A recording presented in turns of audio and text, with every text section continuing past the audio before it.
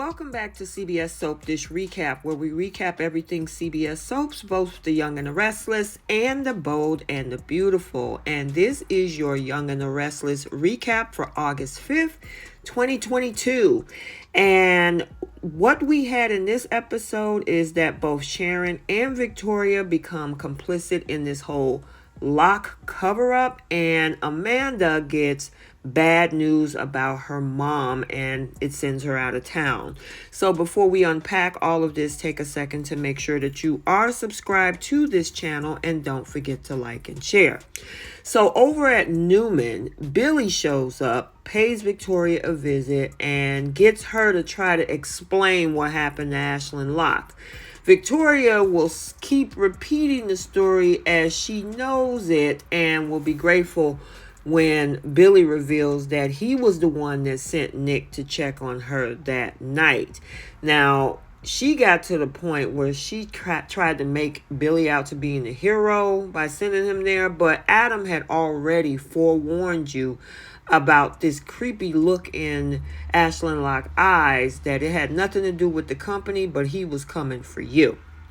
Meanwhile, Nick talks to Sharon and asks Sharon if they can, kind of lock the door and have some conversation over at Crimson Lock. So this is what she does. She goes over and locks the door. And this is where we saw Sharon hear the news about Nick's conversation with Victor, who confirmed that he staged that whole car crash in the ravine. Nick also insists that he was the one that actually killed Ashlyn with that punch where he fell and hit his head on that fireplace, and will hate the way that Victor handled this whole thing. Now, once he said all of this, now he began to realize that he also dragged Sharon into this messiness. And he insists that she should just forget about the conversation. We never had this conversation. Sharon understands, but she also understands that Nick needed someone to talk to. But she still won't think he should blame himself for what happened with Ashlyn. However, Nick still have concerns about Chance, though, because he's suspecting that there's more to the story, which he just confirmed. And Sharon argues that Nick didn't hide anything from the police, but Nick was like, well, I am hiding something now, which is the truth, because once he realized that Victor told him, you're hiding a big chunk of information. And now that Sharon knows, yep, she's a part of this as well.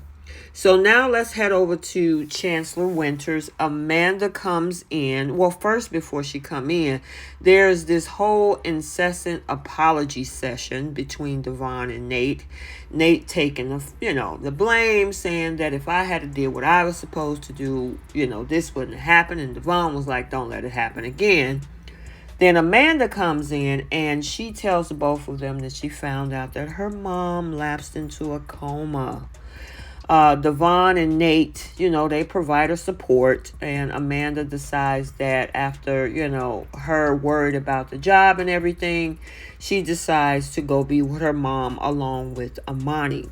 And also, Devon offers her an indefinite leave of absence along with his private jet so that Amanda could get there quickly. And the interesting thing about this, I'm wondering, is this her Michelle Morgan's summer break or something? So therefore, we don't know when she'll be back. Or is this a contract talk issue? Because, she's going to be gone for a while. So I don't know what the deal is behind the scenes behind this, but look like she's going to have a little bit of a hiatus. So a little bit later on at the coffee house, Amanda, we see her thanking Devon as they confirm that they'll miss each other. And, they have this goodbye kiss. Devon was like, you know what? If you need me to go with you, I'll go. But she said, you know what? I don't know how long I'm going to be gone. I don't know when I'll be back. But at this point, no, I'll be fine. I can do this. Plus, I have Amani with me. So Nate gave her some good advice as well back at the office, too, about giving her things that she can hear while in comatose. So therefore, that she can remember some things, look forward to some things, and connect with some things, even though she's not currently conscious. While we're still speaking about back at the office, Nate is having a conversation with Elena about Naya being in a coma and how he's selfishly going to miss having both of the ladies, Imani and Amanda, around. Now, after Nate praises Amanda for being a good lawyer, he now talks about Imani being a real ally during this whole Devon drama. Elena, however, take that to mean that Imani has been fueling this whole conflict, but Nate disagree and think that they need to focus on being helpful right now. And I don't know why Nate can't see what's happening, but yeah, Imani is reeling him in really well. So we're now over at Society. We got Abby on canvas. And Abby doesn't get why Chance is even investigating this Ashland Locke case since it was just a car accident. And I mean, in true Abby fashion, she's poking, she's prodding, she's trying her best to get as much information out of Chance as she could get. And all of a sudden, Kevin shows up. And that's where it gets real awkward because he didn't want Kevin to kind of spill the beans of what was going on, and we saw Chance looking like making faces and saying don't say nothing, but they end up walking away. Chance takes off with Kevin, and of course that left Abby trying to figure out everything that was going on. So then Abby does later on catch up with Chelsea right before Billy arrives, and they got this whole thing about taking a summer camp for adults, and Chelsea was like, nope, things are good with me right now, I don't really need that. And of course, Abby is wondering like, whoa, what's good going in your life? And she was talking about this as Billy showed up. And they started discussing their ideas with this whole podcasting thing. And one thing about Chelsea is she liked to try to come and steal somebody's man. At first it was Ray. We all know what happened with that. And now we're seeing this whole dynamic between her and Billy. And I'm like, here we go again. Abby also realized that they're working on the podcast, but it looked like she realized that there's another unspoken energy going on between those two as well. Chelsea confirms it and point out that their new gig is the reason why Billy is here, and they're having a great time. So we're back at Chancellor Park. Kevin is telling Chance that he scanned the security footage from the gas station where Ashland's car was spotted. Now, although Kevin watched it over and over again, the video blanks out for the time frame Ashland would have been there. Go figure. Kevin will admit that he, talked to the gas station manager about the missing time and learned that the system is old and outdated. And they've had problems like this before, so Kevin won't think that they can be sure that the footage was tampered with. Chance also counters, though, and saying that we can't be sure that it wasn't tampered with either. Kevin acknowledges that the video was only blank, though, in spots where Ashland would have been seen. Plus, other street camera footage would suggest that someone else was in the vehicle with Ashland that night, too. Kevin also mentioned footprints and a cigarette butt near where the car was allegedly parked. Now, of course, this would jog Chance's memory about one of Victor guys actually smoking when they interviewed him. Chance is struggling to understand how somebody so injured like Ashland would have been able to walk across that whole expanse of a heavily wooded property to get back to his car. Kevin realizes Chance thinks somebody else moved the body, but he won't get why Nick and Victoria will call the cops in that case. And we all know why, because it wasn't them. Chance is also speculating that maybe Victoria and Nick's first instinct was to call the police before they got scared, so it wouldn't look like self-defense. And that ring is going to bother Chance, who won't get how it fell out of Ashland's pocket if he walked out on his own. Kevin suggested with that whole thing that Ashland stumbled and dropped it. So it's always speculation. Since Nick came to Chance with the ring, Kevin thinks that it doesn't sound like somebody is trying to cover up something. And that part is right, but there's a third party which they don't know about. So also in this episode, Nick arrives to Victoria's office with Billy being there.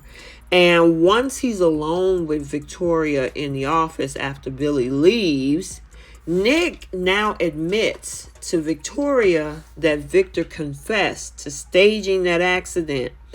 Now, after Nick explains how Victor had his men handle Ashlyn's body, Victoria had the nerve to think that maybe their dad did the right thing. Really? Nick is going to be appalled at that notion since Victor went behind their backs and should have consulted them. And I totally agree with that. Victoria decides that Nick's right since they are now complicit in this whole cover up. So she wants to go over and speak to her father. And I don't know, Victoria is, her father's daughter, because that was her first go-to move, was like, oh yeah, that's a good thing. He covered up, not to, think about the fact that now they're all part of this cover up. Because, this whole interference with an investigation. She don't get that. But I'm glad that she finally did, because at this point, she don't realize what situation that their dad put them in. And it's crazy that, of course, Nick sees that, which I'm glad he was able to kind of get some clarity for her on this. But she decided to go talk to Victor. And when she leaves, she opens the door, and guess who was there? Chance is like looking like a deer in headlights, like, hello. And Victoria asked Chance, how long you been standing there? Because she wants to know if he heard anything. Chance insists that, he just showed up. And since Chance will notice Victoria look upset, he'll ask her why. And of course, we all know why. So next week is supposed to be really good. Victor, Nick, and Victoria, even Sharon is going to be in some tight spots next week. And look like Jack offers Adam a new job at Jabot. So I'm looking forward to that. And I will get the spoilers out for this week, for the week of the 8th of August.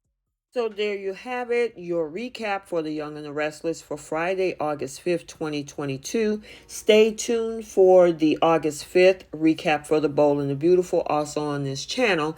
And until the next video, take a second to make sure you're subscribed to this channel, and don't forget to like and share. We'll see you in the next video. Bye.